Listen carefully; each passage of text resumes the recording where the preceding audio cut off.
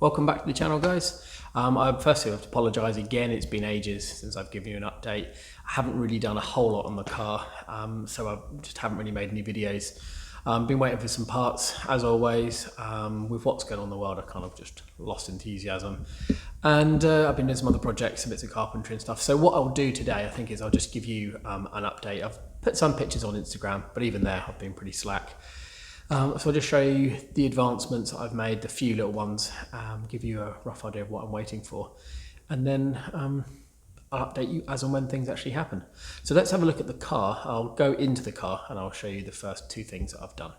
Okay, so I'm back in the car and you'll notice that I have a gear stick, a gator, and a nice polished bezel here. This all came from S&J Motors, which I found in the back of a Snake Talk, the Cobra magazine in the UK. It's a lift reverse fitting. I've actually wound my gear knob down so nice and tight that it's lost all the ability to lift, but that doesn't make any difference because it's not really going to gear, because the lift doesn't do anything. It's purely for show. I know I've got to take it off and take this piece out for the IVA anyway. So, but I'm really happy with it. I think it looks nice in here. This is just a just under £10 aluminium gear knob. I think I got it eBay or Amazon, one of the two. Might have been eBay. It wasn't the right fitting for this, but it did come with some plastic inserts. So I was not going to focus. So all I did was just tap one of them to fit the 1/2 inch by, oh, I'm not even sure what the thread was anymore, but I had the right tapped it, fit it on there, wound it nice and tight. I think it looks great. Not cheap. Hey ho, what can you do? This is the kind of stuff I'm not going to be able to make. The rubber bezel, it's not the well, it's fine, it looks cool. And this, I just polished up my own bolts, countersunk bolts to go in there, so it looked really nice. It's a pain for me to get this bolted down because I thought about tapping into the alley sheet so I could screw it to it. But unfortunately with 2mm alley, it wasn't going to hold a thread. So I have to take the middle panel out, undo the fixings, lift this up a little bit to get an arm in to hold the washers and the nuts in place. So certainly in no great rush to take it off anytime soon. As for handbrake, I had pretty much every video you'd recognise. It was covered in gaffer tape and yellow tape just to protect the finish on it. It's not connected at the moment because I've been playing with it. So yeah, I wanted a bezel for that, and no one had one. The guys from S&J weren't able to provide one the right shape and size I wanted, so I just made one. I had a piece of stainless steel plate left over from what a friend brought it round to do some TIG practice.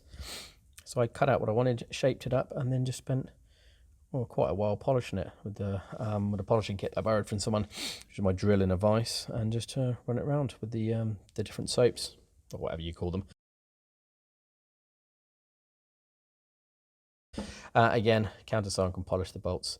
I think it looks really cool. I will have to make some kind of fabric gator sleeve to make it a bit neater and to stop any draft, I suppose, from coming up around the gearbox from the road. But hey ho, not right now. So yeah, that's the middle bit. I quite like that. Now, I mean, this has been basically done in here for quite some time. Oh, I mean, you can just get in. Obviously, it's immobilized at the moment, so the fuel pump's not running, but otherwise everything goes as it's supposed to.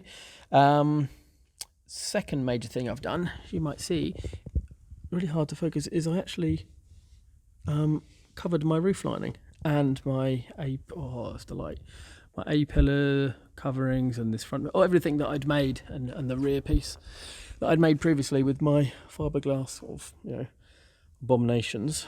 So yeah, I had I think it's 3mm scrim foam over all the pieces to try and take out, the weave shape, which I've talked about in previous videos, of the actual fiberglass pattern, because they're all pretty rough. I've explained how I just put tape across the gaps I wanted to cover, and then light sheets of fiberglass to build up the shape. So yeah, I thought I got some spray adhesive. I actually had to go through a couple of different types because I wanted to be able to spray on the foam and the back of the fabric, obviously, for them to then, it's contact adhesive, but it not be so sort of fluidy that it actually came through and looked like chewing gum stains on the material.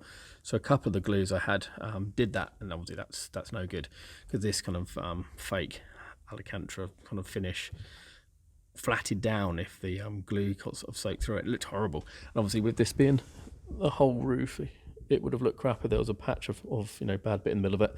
And everyone's going to judge it by what they see. So yeah, it took me a while, especially with the roll cage in. I certainly wasn't going to go through the hassle of taking all the seats out and all the interior to get the roll cage out. So I just, just got on with it. So yeah, I'm really happy with how it turned out. I've got fingerprints in that one. Anyway, and then I actually got some, can you see that? Some black self-tappers in, rather than the stainless bits and pieces I had. Where's the next one? There we go. All round. So yeah, I'm pretty happy with the finish.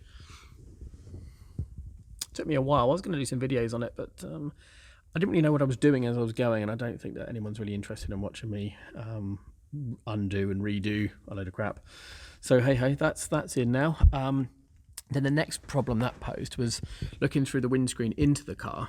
You could, excuse me, that's just my not going to be here for IVA, little sunscreen for my dials. So yeah, posed a problem that you could look in from outside and see behind the A-pillar covers and the fiberglass and the gap and everything in it. I mean, most normal, well, all normal windscreens, you've got that black line on it that it's at, well, I suppose it's a primer for sticking the windscreen in, and it kind of makes it nice and neat from the outside. So I went in to have a look at that, got a windscreen fitting kit, only about 20 odd quid, with a couple of tubes of bonding, or it's like a Sikaflex primer, a glass cleaner, and a couple of those large cotton bud style daubers, I think they call them, to apply it with. So the way I did this, I get out the car, is put the windscreen in place as it is, and then just made marker pen marks on the outside of the glass. So in positions that then meant I couldn't see what I was trying to hide, if that makes sense. And then took the screen off once I'd marked it all the way around, laid it on a trestle up, so the inside of the screen was up, and then cleaned it thoroughly, and then transferred those marked lines, where I did quite a lot of the marks, using a very fine line blue vinyl tape, so I could get a nice edge. So just a couple of tries to get it in a nice straight line all the way along, and then rounded the corners, because with the vinyl tape it's only 1/8, so 3mm. It could actually turn the corner with it, and all the way around. And then once I was happy with the shape, I took a couple of pictures while I was actually doing this one, so that's on Insta. And then yeah, happy it was all cleaned. I just wiped any fingerprints off of it, gave it a glass clean with what came with the windscreen prep kit, and then put the primer on it using the dauber. And it went on really nice. I'm really happy with how it looks. It's a nice clean line on my face reflection. Obviously around this side I needed to make sure that I left the windscreen details. So yeah, I mean, you can, if you really look down inside, you can see the edge of the dashboard. But you know, this is a home-built kit car. So the gap on the inside, around here, once it's actually bedded in, because this is just sat in place, it's not glued. Once it's being glued for IVA, which will be a couple of chunks of Sika, just so it's firm but not fully secured, it'll be taken out again for bodywork and paint. And then once it's fully secured, I'll take all the A-pillar fabric off, and then I'll actually seal. I'll do a nice tidy Sika line around the inside, so that what you do see, because you can see the edge of, not through there, you can see the edge of the fiberglass. There, that kind of white line that you see there. So I'll tidy that up. Yeah, wipers back on. So I'm really happy with how that looks. It's not a huge job, it's just one of those ones that has to be done. What else are we waiting for? The rear screen, still waiting. That's coming from America, going to go through Holland before I have to then pay for shipping to get it back again from Holland. Factory 5 have acknowledged that there was a warranty claim to be made on the glass. I don't know how much I've mentioned in previous videos, probably not a lot, because it was pending. One side of the glass was level and the other side of the glass had a almost 15mm bow in the edge. So it was shaped as it should be, but with that bow, it was never going to sit right. So without the glass, I can't really go very far.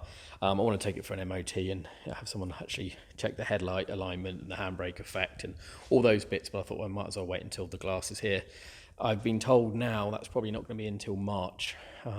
Once it's here, I'll mark up on the frame and make my little tabs where my hinges will be.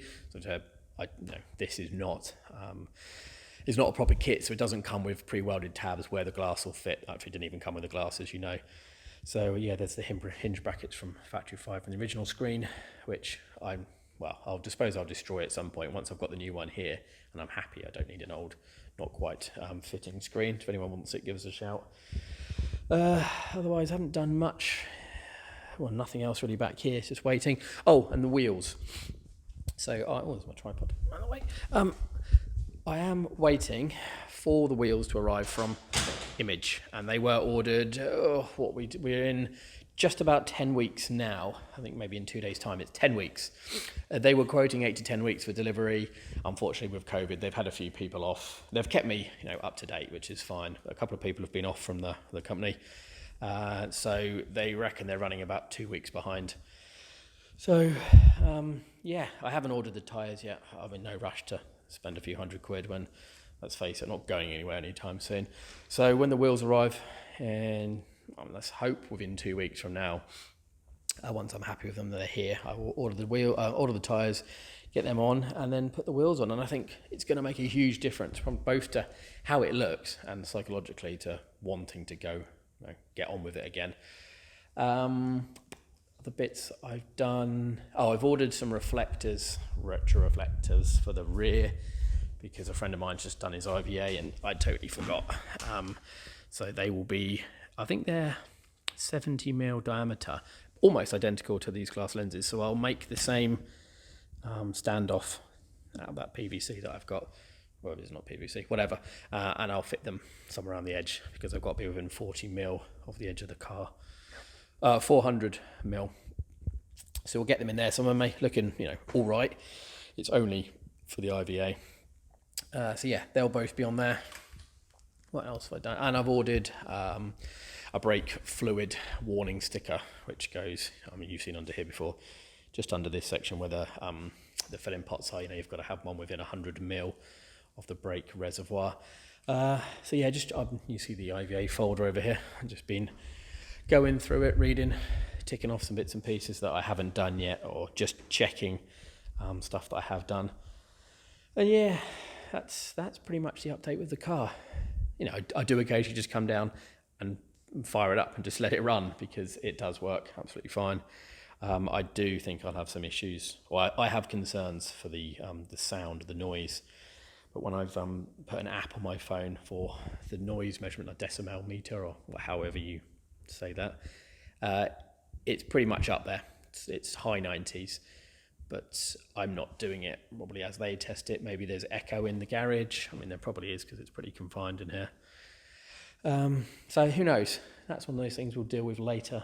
So yeah, I hope you've enjoyed just keeping abreast of what's going on. Otherwise, the inside's pretty done. It has been for a while.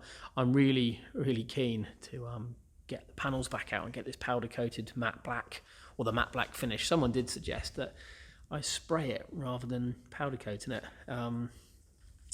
Opinions would be appreciated. I hadn't really considered spraying before. I thought powder coating was a nicer finish, more uniform, harder wearing, and kind of the finish that I wanted, especially if it's going to be like a matte black. But then I do understand that if it's sprayed, you can repair it easier if it gets a scratch or a bit of damage. So yeah, if anyone's got an opinion or anything to say, then by all means just pop a little note on the comments. Otherwise I'll let you get back to your day. So thanks for watching.